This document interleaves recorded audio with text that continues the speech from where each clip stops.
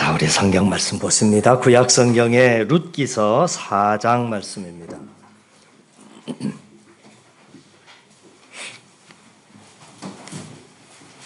룻기서 4장 13절부터 끝절 22절까지 말씀입니다. 구약 성경의 406페이지.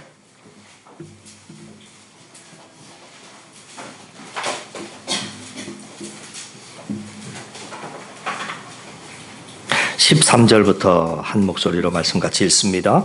이에 보아스가 룻을 맞이하여 아내로 삼고 그에게 들어갔더니 여호와께서 그에게 임신하게 하심으로 그가 아들을 낳았으니 여인들이 나오미에게 이르되 찬송할지로다 여호와께서 오늘 내게 기업 물을 자가 없게 하지 아니하였도다. 이 아이의 이름이 이스라엘 중에 유명하게 되기를 원하노라. 이는 내 생명의 회복자이며 내 노년의 복량자라. 너를 사랑하며 일곱 아들보다 귀한 내 며느리가 낳은 자로다 하니라. 나오미가 아기를 받아 품에 품고 그의 양육자가 되니 그의 이웃 여인들이 그에게 이름을 지어주되 나오미에게 아들이 나타났다 하여 그의 이름을 오벳이라 하였는데 그는 다윗의 아버지인 이새의 아버지였더라. 베레스의 계보는 이러하니라. 베레스는 헤스론을 낳고 헤스론은 람을 낳았고 람은 아미나답을 낳았고 아미나답은 나손을 낳았고 나손은 살몬을 낳았고 살몬은 보아스를 낳았고 보아스는 오벳을 낳았고 오벳은 이새를 낳고 이새는 다윗을 낳았더라. 아멘. 우리 앞뒤 옆 사람 살피시면서 반가운 인사 좀 나누십니다. 반갑습니다. 반갑습니다. 반갑습니다. 우리가 대강절을 맞이해서 계속해서 룻기서의 말씀을 살펴보고 있지요.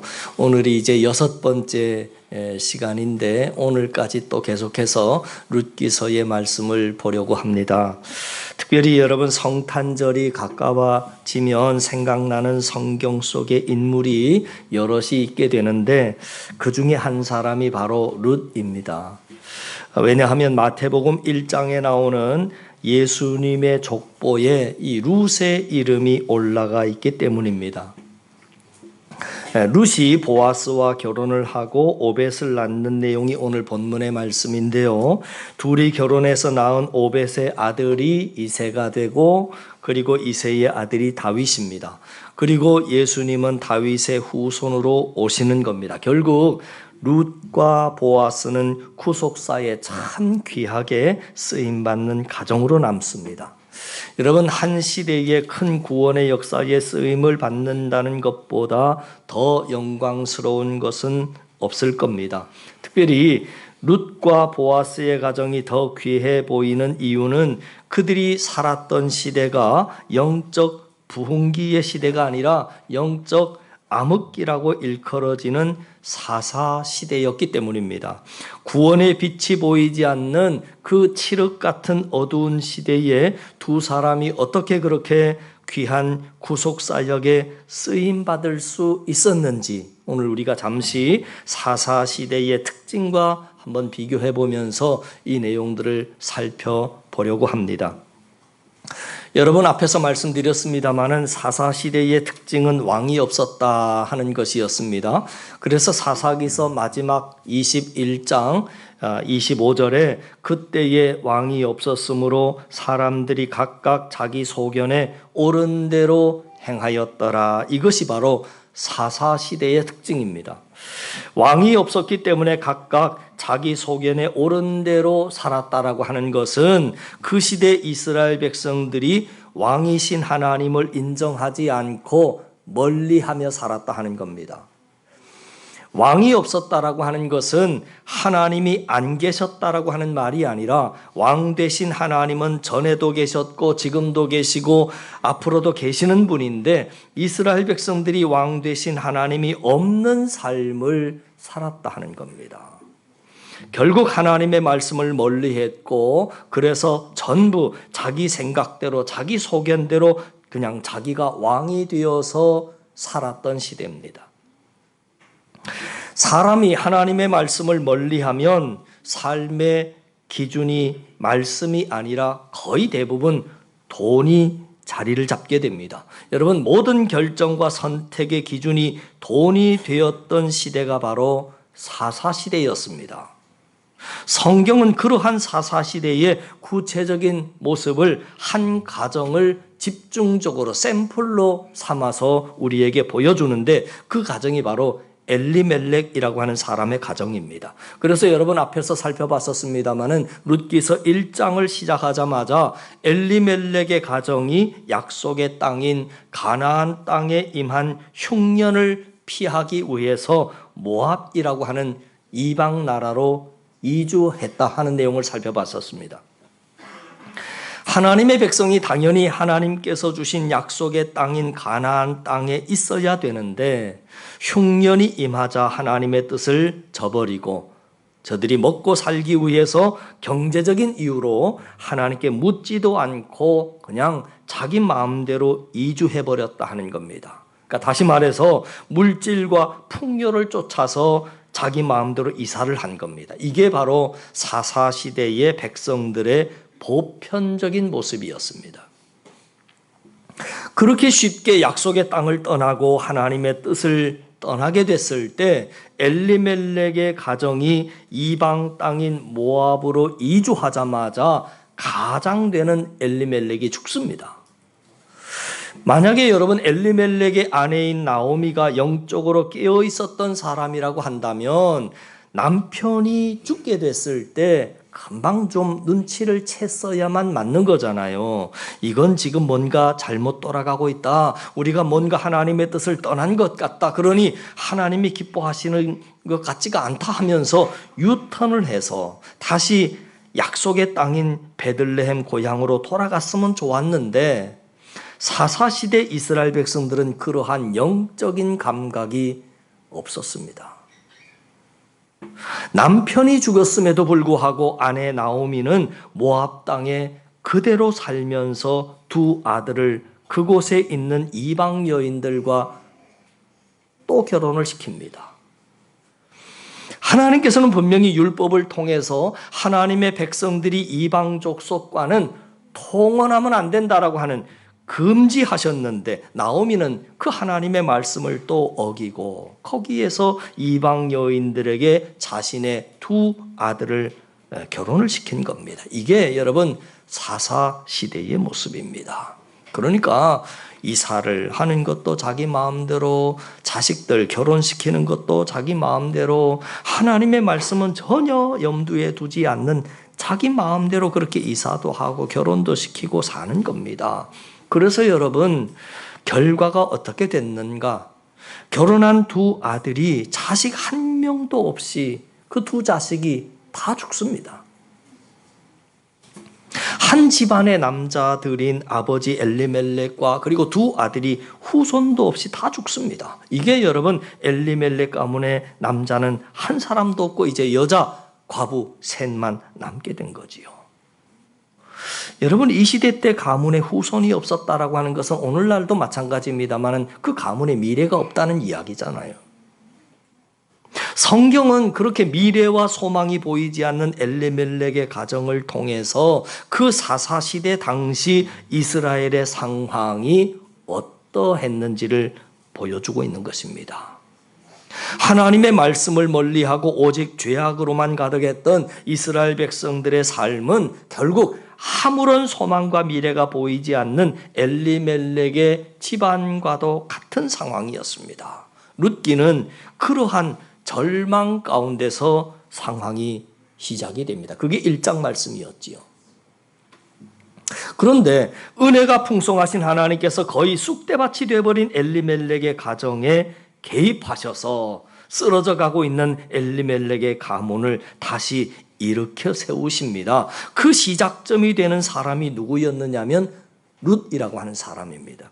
시어머니 나오미가 남편과 두 아들들을 잃고 두 며느리들에게 각자의 집으로 돌아가라고 허락을 합니다. 그 내용이 내 아들들이 이제 다 죽었기 때문에, 내 아들 다 죽었으니까 이제 너희들도 앞으로 먹고 살아야 되고 새로운 남편 얻어서 새 삶을 살아야 되지 않겠느냐. 그러니 너희들도 너희 집으로 돌아가라. 너희 친정으로 돌아가라. 나 모실 생각하지 말아라. 나는 내 고향으로 돌아가련다.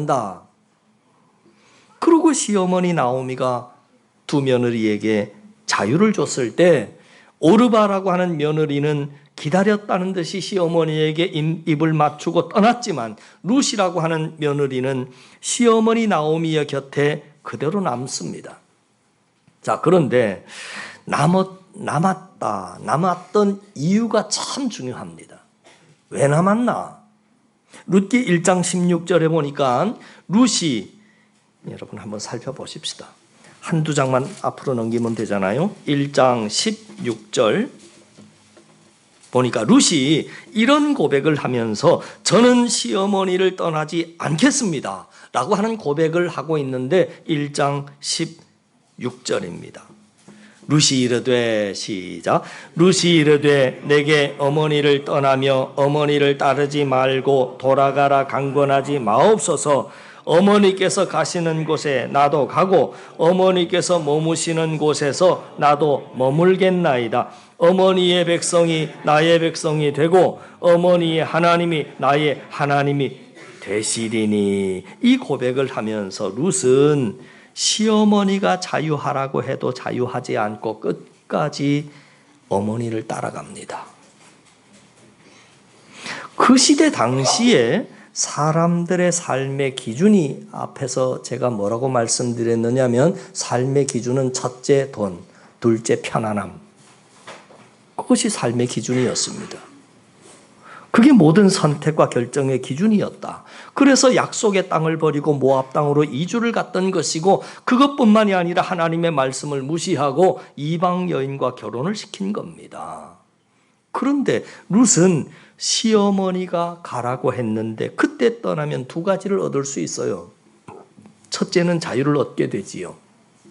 편하게 됩니다. 어머니 안 모셔도 됩니다. 그리고 두 번째, 시어머니는 다시 베들레헴 땅으로 돌아가게 되는데 베들레헴에는 아직도 큰 기근이 있는 상황입니다. 물론 이제 양식을 주셨다 하는 말씀을 듣고 돌아가기는 합니다만은, 다시 말해서 시어머니와 헤어지면 풍요와 편안함을 얻을 수 있는 것인데, 룻이라고 하는 여인은 어머니의 하나님이 나의 하나님이 되리이다 하고 하나님의 말씀을 붙잡고 하나님을 향한 믿음을 붙잡고 그 하나님을 의지하면서 시어머니를 모시기로 한 겁니다. 룻은 하나님을 붙들었던 인생입니다. 여기서부터 반전의 역사가 시작이 됩니다. 한 사람이 하나님의 말씀을 붙잡고 그 말씀대로 살아갈 때부터 그 삶과 그의 가정과 그리고 더 나아가서 인류 구속의 역사의 대반전이 시작이 되더라 하는 겁니다. 룻이 그렇게 시어머니 나오미를 떠나지 않자 결국 나오미는 며느리 룻을 데리고 베들레헴 약속의 땅으로 돌아오게 되고, 그 결과 보아스라고 하는 멋진 남자와의 만남에 축복을 누리게 되지요. 하나님의 말씀을 붙잡는 자에게 하나님은 이러한 만남의 축복을 주시는 줄을 믿으시기를 바랍니다. 인생의 실패와 고난을 통해서 내가 붙들고 의지해야 될 것은 하나님의 말씀밖에 없다라고 하는 것을 나오미도 깨닫게 된 겁니다. 그래서 며느리 룻이 보아스와 교제를 시작할 때부터 하나님의 율법 중에 고엘 제도라고 하는 말씀을 붙잡고 뒤에서 이제 나오미가 코치를 해줍니다. 구약 율법에 보면 신명기서 특별히 25장에 고엘 제도라고 하는 것이 나옵니다. 고엘 제도는 친족 제도인데 이름 그대로 친족을 서로 책임져 주는 그런 제도입니다. 그러니까 예를 들어서 룻과 같은 경우는 남편이 죽어서 이제 대가 끊길 상황입니다. 그런 경우에는 가까운 친족들 중에서 어느 한 사람이 계대 결혼을 통해서 이 미망인이 대를 이어갈 수 있도록 책임져 주는 것이 고엘 제도입니다. 그러니까 시어머니 나오미는 고엘 제도를 이제 염두에 두고 며느리 룻을 가까운 친족인 이 보아스와 결혼을 시키려고 뒤에서 코치를 하는 겁니다. 사실 엘리멜렉의 기업을 물을 자격이 되는 친족들 중에서 보아스보다 더 가까운 친족이 있었습니다. 그러니까 무슨 말이냐면 며느리 룻을 아내로 거두어 줄 1순위는 보아스가 아니었다라고 하는 거죠. 더 가까운 친족이 있었습니다. 그런데 1순위였던 이 남자 이름이 뭐라고 나오죠?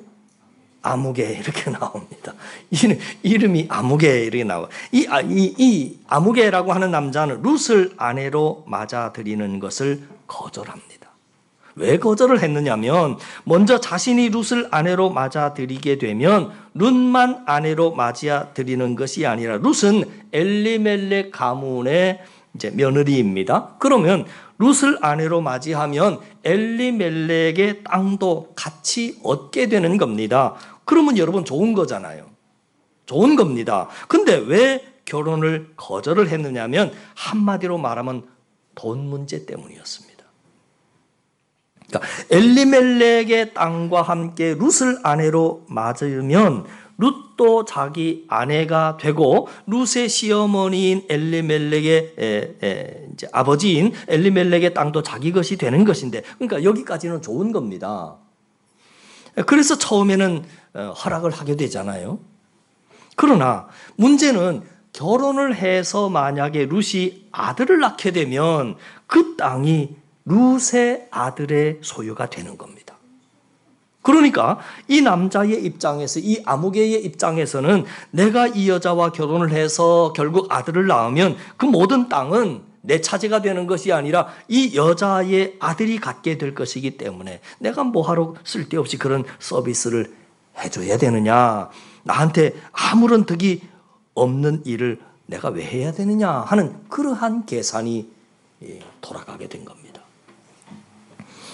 그리고 어설프게 잘못 끼어들었다가 오히려 내가 손해볼 수 있다라고 하는 그 생각에 자기가 1순위였음에도 불구하고 이 아무개라고 하는 남자는 룻을 아내로 맞아들이지 않습니다. 그래서 2순위였던 보아스가 맞이하게 된 거지요. 자, 그러면 보아스는 그런 계산을 그러면 할 줄 몰랐느냐? 그렇지 않았겠지요. 그런 계산 왜 못했겠습니까?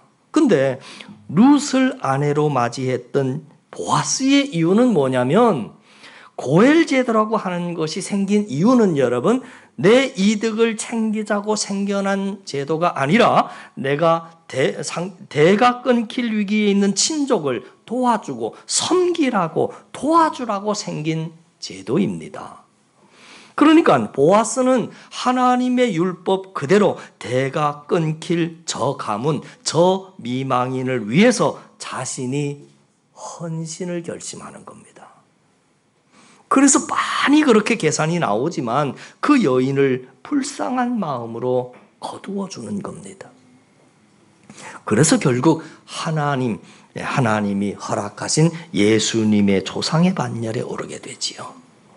그러니까 아까 1순위였던 남자는 세상적으로 머리 굴리다가 놀라운 축복을 놓쳐버렸습니다.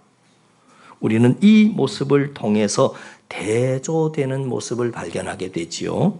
1순위였던 사람은 모든 선택과 판단의 기준이 어디 있었다고요? 그냥 자기의 이익에 있었습니다. 소위 말해서 금전적으로 이익이 되면 달려들고 금전적으로 이익이 안 되면 바로 차버리는 그러한 선택의 기준이 오직 그런 거였습니다. 그런데 반면에 보아스의 선택의 기준은 어디 있었느냐면 하나님의 말씀과 하나님의 그 큰 사랑, 그 은혜를 어떻게 갚을까 하는 것이었습니다. 불쌍한 자를 도와줄 줄 알고 거두어 줄 줄 알고 내게 설령 세상적으로 득이 되지 않아도 오히려 내가 뭔가 줘야 하는, 베풀어야 하는 그런 상황일지라도 그대로 하나님의 말씀에 순종을 한 겁니다. 지금 무슨 말씀을 드리려고 하는 거냐면 그 영적인 암흑시대에 영적 반전의 역사가 어디서부터 시작이 됐는가 하는 그 말씀을 드리려고 하는 겁니다. 시어머니가 룻에게 너네 집으로 돌아가라 했을 때 만약에 룻이 풍요와 편안함이 기준이었다면 룻도 역시 마찬가지로 바로 돌아갔겠지요.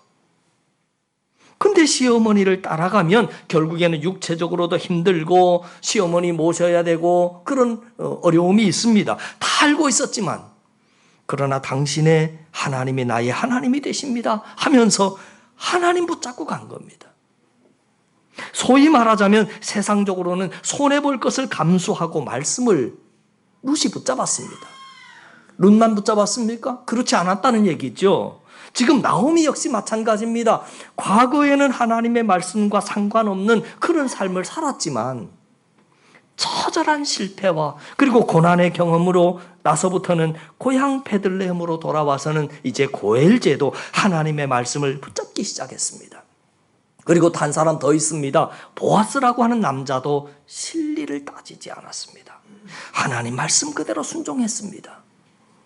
잘 보세요. 손해 볼 것을 감수하고 하나님의 말씀에 순종했던 이 세 사람, 이 세 사람의 순종이 모여서 결국은 새로운 구원의 역사가 열리더라 하는 그 말씀을 오늘 성경은 우리에게 알려주고 있는 겁니다.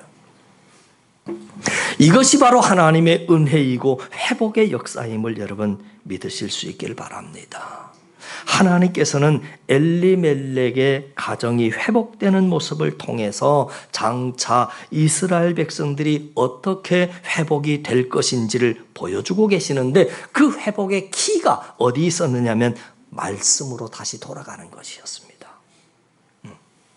오늘 본문 말씀은 이제 하나님이 룻에게 아들을 주시는데 그 아들이 바로 다윗의 할아버지 되는 오벳입니다. 그래서 오벳이 탄생함으로 룻기가 막을 내린다 하고 말씀을 드렸는데 이제 무슨 말이냐면 분명히 룻기에 시작할 때 우리가 1장을 시작할 때는 먹고 사는 문제로 이야기가 시작이 됐습니다. 흉년이 들었잖아요. 먹고 사는 문제로 시작이 됐어요. 기근이 들어서 먹고 살 게 없어서 모압으로 이주하는 것부터 룻기가 시작이 되었습니다. 다시 말해서 먹고 사는 문제로 룻기가 시작이 됐는데 이제 룻기의 4장 마지막에 오니까 뭘로 끝이 나느냐면 먹고 사는 문제에 해결되는 것뿐만이 아니라 예수님의 조상이 되는 오벳을 낳는 것으로 이야기가 끝이 납니다. 이 말은 하나님께서는 엘리멜렉이라고 하는 가정을 회복시키시되 이스라엘을 회복시키시되 먹고 사는 문제만을 회복시켜 주시는 것 아니라 구속사에 쓰임받는 가정으로까지 회복시켜 주시더라 하는 겁니다. 여러분 우리도 마찬가지입니다. 진정한 회복은 우리의 건강이 다시금 회복이 되는 것, 또 먹고 사는 문제만 회복되는 것, 그것이 진정한 회복이 아니라 항상 하나님의 진정한 회복 안에는 뭐가 포함이 되어 있느냐면 사명의 회복입니다. 하나님께서 우리에게 주신 사명 놓치면 안 된다는 겁니다. 왜 하나님께서 나를 하나님의 자녀로 택하셨냐면 예수님 안 믿는 사람보다 더 잘 먹고 더 잘 살라고 택하신 것이 아니다 그 말이지요. 그렇게 생각한다면 우리는 사사시대의 사람과 똑같은 사람이 되고 마는 겁니다. 하나님이 우리를 자녀로 택하신 이유는 하나님 나라 확장에 쓰시기 위해서 하나님 구속사의 한 축을 담당하는 그러한 인물로 쓰시기 위해서 택하신 줄을 믿습니다. 그런데 우리는 그 중요한 사명은 그냥 까마득하게 잊은 채 오늘 본문에 나오는 엘리멜렉과 나오미처럼 그냥 오직 먹고 사는 일만을, 직장만을 내 인생 최고의 목표로 여기면서 그것에만 여러분의 인생을 다 쏟아붓는다면 그것이 바로 사사시대 백성들의 모습이라고 하는 겁니다. 바라기는 구속사에 쓰임받는 룻의 가정의 모습을 보면서 우리의 잃어버린 영적인 사명을 또한 되찾는 시간 되실 수 있기를 주님의 이름으로 간절히 축원을 드립니다. 자, 오늘 말씀 정리합니다. 룻기서 1장에 보면 세 사람의 장례식으로 말씀이 시작이 됐습니다. 아버지 엘리멜렉 죽고 기련도 죽고 말론도 죽고 세 남자가 다 죽었어요. 그리고 마지막에는 뭘로 이제 말씀이 끝이 나느냐면 한 쌍의 결혼식으로 끝이 납니다. 여러분 보아스와 룻이 축복 가운데 결혼을 하고 그로 말미암아 시어머니 나오미의 텅 빈 가슴이 이제 기쁨으로 가득 채워지고 그녀의 빈손에는 새로 태어난 아기 손주가 들려 있어요. 오벳이라고 하는 아기 손주가 들려지는 그 이야기로 끝이 납니다. 그래서 룻기의 첫 장은 온통 울음바다였는데 마지막 장에는 베들레헴이라고 하는 작은 마을이 큰 결혼식, 한 커플의 결혼과 한 아이의 탄생으로 말미암아 기쁨으로 가득해지는 그런 이야기로 룻기는 끝이 납니다. 여러분, 이것이 룻기가 우리에게 주는 최고의 메시지입니다. 아무리 지금 여러분 우리 상황이 힘들고 어렵고 우리 가정이 내 삶이 뭔가 일이 막 잘못 꼬였다 할지라도, 여러분 지금 내 상황이 룻기 1장과 같은 그런 상황이라 할지라도 우리가 다시 말씀으로만 돌아가면 하나님께서는 놀라운 영적인 반전을 준비해 놓고 계시다 하는 메시지입니다. 이제 여러분 한 해의 끝이 다가오고 있습니다. 우리는 또 새해를 맞이해야 할 것입니다. 아무리 요즘 여러분 교회가 안 된다고 해도 계속 성장하는 교회에 있습니다. 위기가 다 똑같은 위기 아닙니다. 여러분, 하나님께서 은혜로 밀어주시면 위기의 상황 가운데 떠오르는 가정이고 떠오르는 교회고 떠오르는 나라가 될 수 있음을 믿으시기를 바랍니다. 그 핵심이 어디 있느냐? 말씀으로 돌아가는 겁니다. 이 연말에 여러분들에게 계속 반복해서 힘써 외치고 싶은 것은 뭐냐면, 목회도 마찬가지고 여러분 가정도 마찬가지고 여러분이 하고 있는 일도 마찬가지입니다. 말씀으로 돌아가셔야 됩니다. 손해볼 것을 각오하고 말씀으로 돌아갈 때 그때부터 하나님이 일하기 시작하신다. 중요한 건 이 대목입니다. 손해볼 것을 각오하셔야 합니다. 분명히 보아스도 봤겠지요. 손해볼 거 많이 알아요. 그러나 그것이 하나님의 말씀이라고 한다면 손해볼 것을 각오하고라도 그 말씀에 순종하는 겁니다. 여러분, 사람들이 손해볼까 봐 결국에는 말씀에 순종하지 못합니다. 여러분, 죽으면 죽으리라고 하는 마음으로 말씀 그대로 순종할 때 하나님께서는 절대 죽게 놔두지 않습니다. 오히려 떠오르게 하시고 그 가정과 그 사람을 구속사의 중요한 한 축으로 반드시 쓰신다 하는 그 사실을 여러분들이 삶을 통해서 이번 2019년 다 가기 전에 그 삶을 통해서 하나님 앞에 영광 돌리며 순종의 열매 맺어 살아가는 저와 여러분의 삶이 되실 수 있기를 주님의 이름으로 간절히 축원을 드립니다. 기도드리겠습니다. 하나님 아버지,